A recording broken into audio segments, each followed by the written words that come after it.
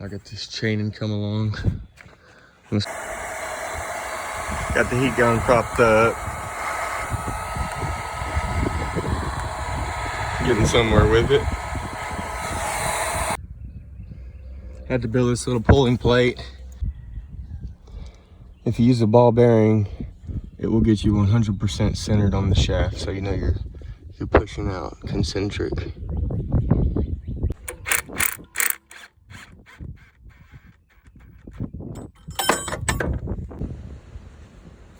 All right, I'm making it out with 500 volts from the split phase stator to the ground on the bell housing area.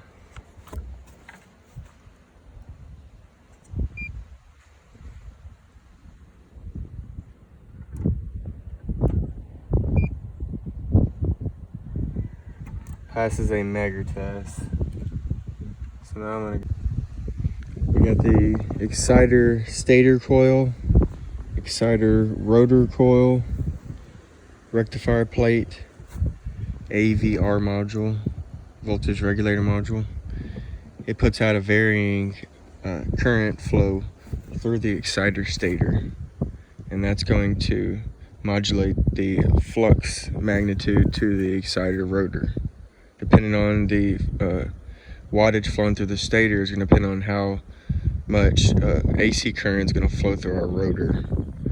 You have 6 poles coming from our rotor, and then each one of those phases is going to be rectified into a DC negative and a DC positive current. The DC current is fed into the rotor winding, introducing a magnetic field into the main stator, thus producing electricity.